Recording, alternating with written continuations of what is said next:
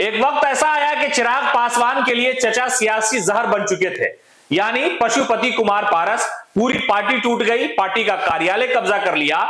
लेकिन अब हालात ऐसे हो गए कि चिराग पासवान लोजपा के सुप्रीमो लीडर हो गए, सहानुभूति मिली, वोट मिला और सारी की सारी सीटें जीत करके कैबिनेट में जगह बना ली। लेकिन अब फिर से हालात पलटने वाले हैं, हालात बदलने वाले हैं और बदलाव की राजनीति भारतीय जनता पार्टी कर रही है।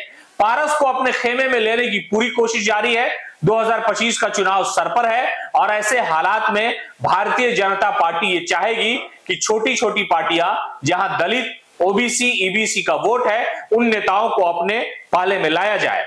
सबसे पहली बात यह है कि पशुपति कुमार पारस ने यह आवाज उठाई कि उपचुनाव में हमें एक सीट मिलना चाहिए। भारतीय जनता पार्टी ने उनके इस नखरे का जवाब तो नहीं दिया, लेकिन चुपचाप रही बीजेपी। ऐसे हालात में प्रदेश अध्यक्ष भारतीय जनता पार्टी के जो है जायसवाल, दिलीप जायसवाल से मुलाकात की पारस ने, गुलदस्ता दिया। लेकिन उस फूलों की खुशबू में सियासी हिस्सेदारी और गठबंधन की बात जरूर नजर आती है, इसलिए कि पारस को लाने का मतलब है कि चिराग की सियासी शक्ति को कम किया जाए, चिराग के बरबोलेपन पर लगाम लगाया जाए। और ऐसी कोशिशें भारतीय जनता पार्टी हर जगह, हर राज्य में करती रही है। चिराग पासवान जब से कैबिनेट में मंत्री बने, उसके बाद से वो लगातार नरेंद्र मोदी की सराहना करते रहे।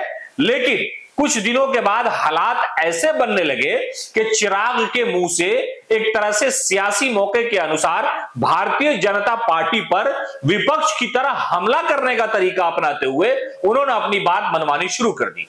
और सीधी सीधी बात यह हुई कि बीजेपी को लगा कि चिराग हो सकता है कि बागी हो जाएं। तो बागी अगर हो जाएंगे तो इन पर नकेल कसने का तरीका सबसे अच्छा यह है कि उनके जो सियासी दुश्मन घर के हैं, यानी पशुपति कुमार पारस, उनको ही सामने ले आया जाए। यानी चचा और भतीजे की लड़ाई महाराष्ट्र में आपने देखी है, अजीत पवार और शरद पवार की लड़ाई। चचा और भतीजा सियासत में कैसे दुश्मन हो सकते हैं, घर कैसे और पार्टी कैसे टूट और बिखर सकती है, इस बात के बारे में सबको पता है। तो ऐसे हालात में बिहार में बीजेपी ये कोशिश में लगी है कि पारस और चिराग, यानी चचा और भतीजे की आपसी लड़ाई का सियासी फायदा उठाया जाए, चिराग के नखरे को बर्दाश्त न किया जाए, उनकी जगह पर विकल्प लाया जाए और विकल्प में भी उनके ही चचा को लाया जाए, जो चचा चिराग पासवान के पाठशाला से राजनीति सीख करके निकले थे। लेकिन भतीजे से मनमुटाव और भतीजे से सियासी संग्राम के बाद ये दोनों अलग हो गए थे। तो अब बीजेपी चिराग के नखरे को बर्दाश्त न करके एक तरह से सियासी दबाव बनाने का प्रयास चिराग पासवान पे ये कर रही है कि पशुपति कुमार पारस को अपने करीब ला रही है, उनकी बातें हो रही है और प्रदेश अध्यक्ष जो है बीजेपी के, उनसे मुलाकातें हो रही हैं।